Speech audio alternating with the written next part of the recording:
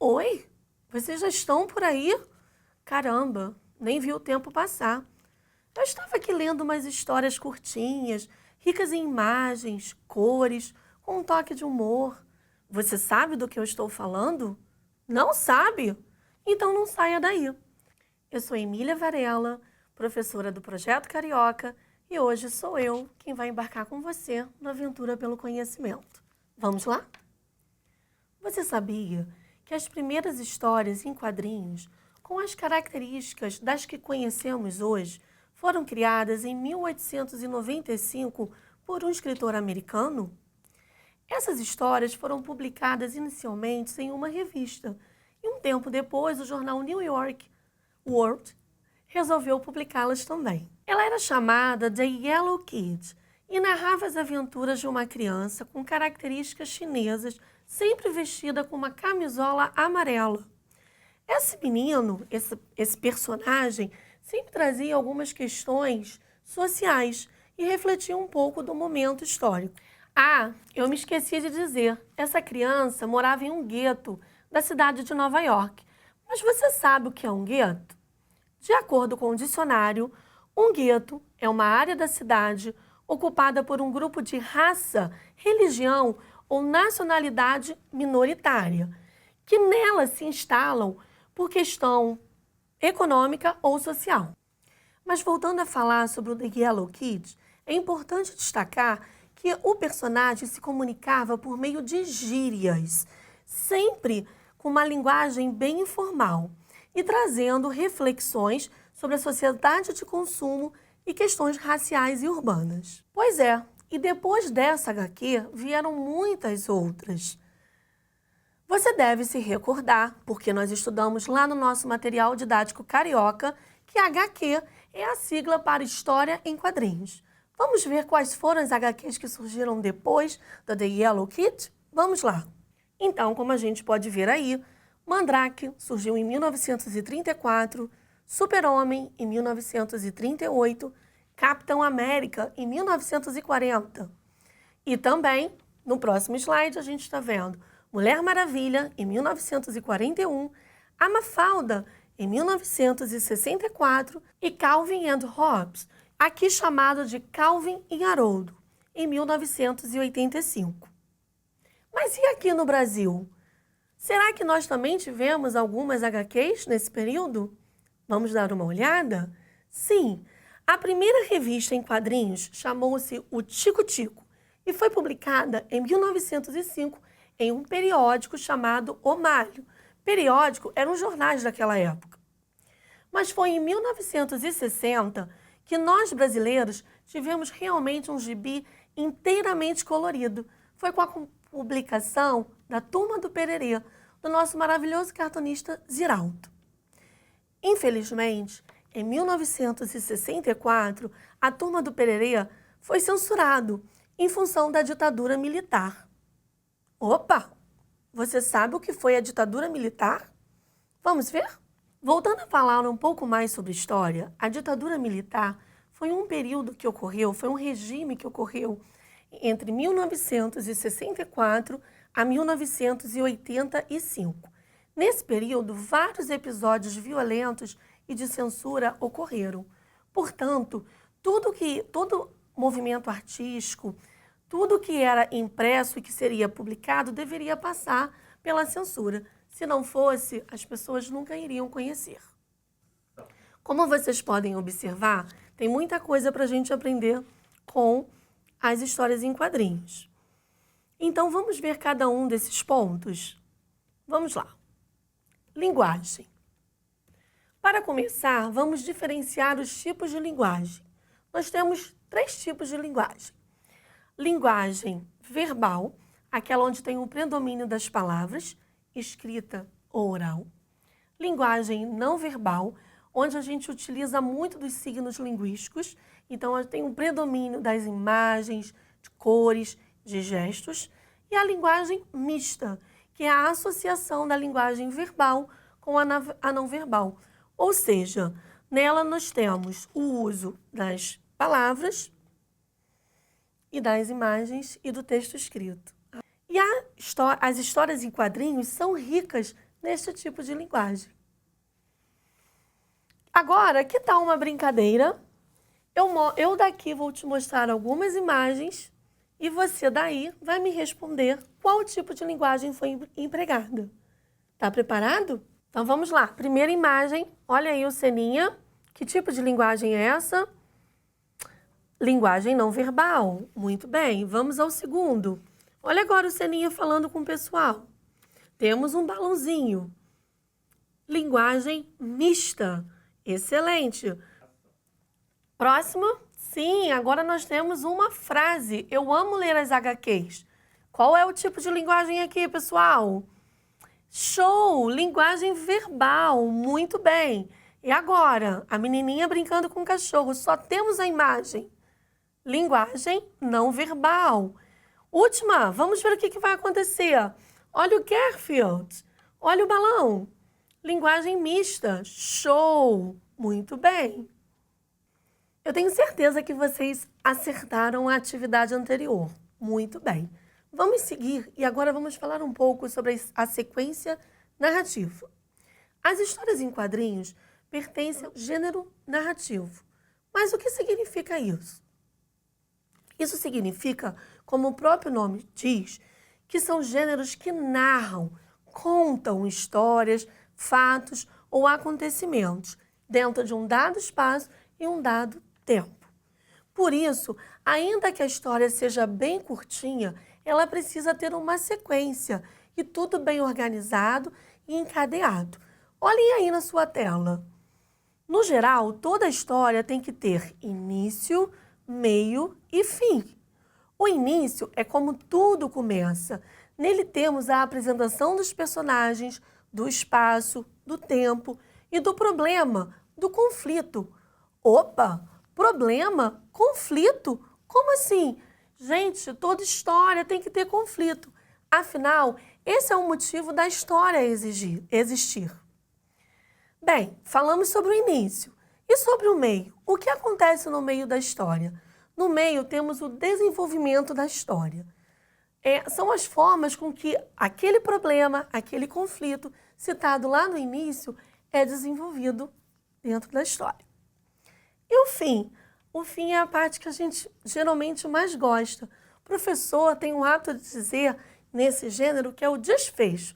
A gente diz, não esqueça de fazer o seu desfecho.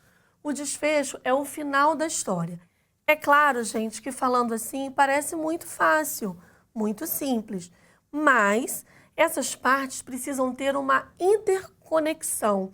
Elas precisam estar ligadas para conduzir toda a história e fazer com que o leitor compreenda a mensagem que está sendo passada. Agora vamos falar um pouco sobre os personagens. Eles são muito importantes para a história.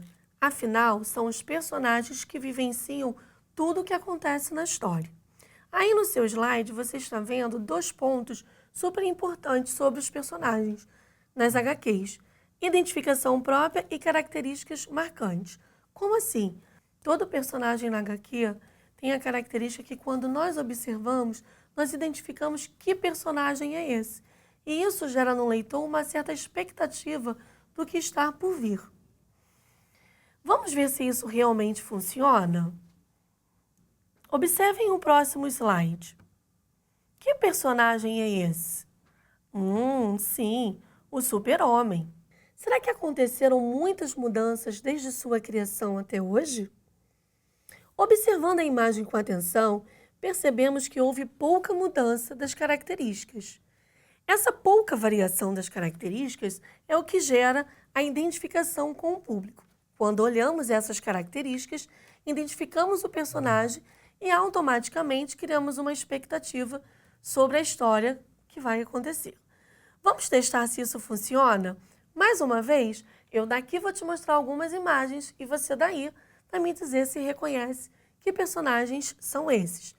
Primeira imagem. Sim, é a Mafalda. Quando a gente olha a Mafalda, a gente já imagina que vai rir. Segunda imagem. Muito bem, é o Super-Homem. Super-Homem já cria essa curiosidade de qual aventura ele vai vivenciar. Próximo, Batman. Isso aí. Mais uma vez, lá vem emoção pelo caminho. Agora, vamos mudar. Vamos falar sobre os quadros e os balões. Os quadros e balões são elementos muito importantes no encadeamento da história em quadrinhos. Por quê? Porque toda a história será contada a partir deles. Daí, quando o autor está criando a sua história em quadrinhos, ele precisa pensar de que maneira ele quer que essa história apareça. Se a gente observar bem nesses exemplos que estão na tela, vocês vão reparar que ora a imagem está mais focada no personagem, ora nós temos um plano aberto, podendo identificar tudo o que está acontecendo. Então isso aí, o autor vai criando e vai imaginando e pensando de que maneira ele pode explorar a sua história e contar isso de uma forma melhor através das imagens. Agora, no próximo slide, vamos falar um pouquinho sobre o formato dos balões. Você está vendo aí que alguns balões são em forma de nuvem, alguns têm uma linha reta, outros têm pontinhos. Isso está relacionado ao tipo de mensagem que o autor quer passar também. Em geral, os balões com contorno riscado indicam um grito, um susto. Os de bolinhas vão indicando um sonho, um pensamento, mas a grande maioria tem um contorno bem definido. A gente pode ver na próxima tela que existem balões de várias formas. Isso tudo é escolhido com muito cuidado, sempre visando a compreensão da história. Agora vamos falar sobre pontuação. Pontuação é essencial em qualquer texto. E você vai me dizer, caramba, lá vem ela com esse papo de professor. Sim, mas dá uma olhadinha aí na sua tela. Eu estou te mostrando duas vezes a palavra não.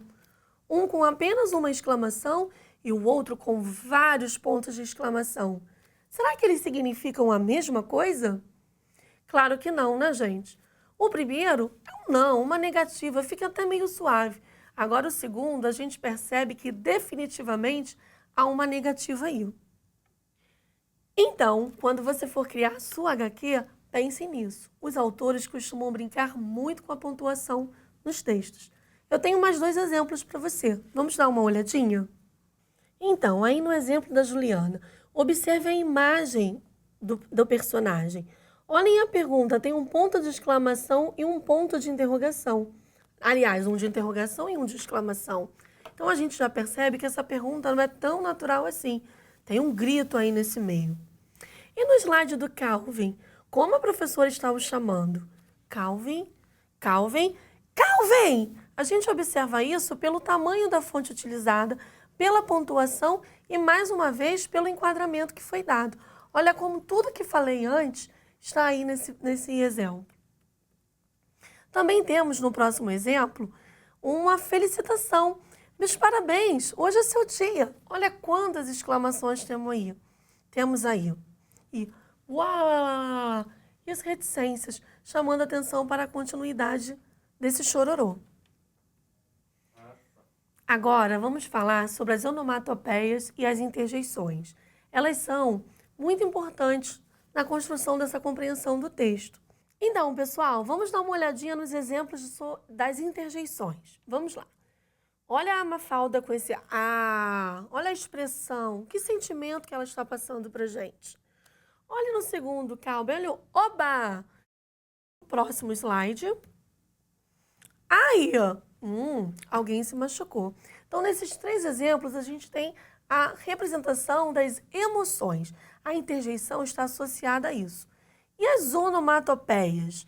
Vamos agora falar sobre as onomatopeias. Como eu já disse, são as tentativas de reproduzir um determinado som. Vamos dar uma olhadinha nos exemplos?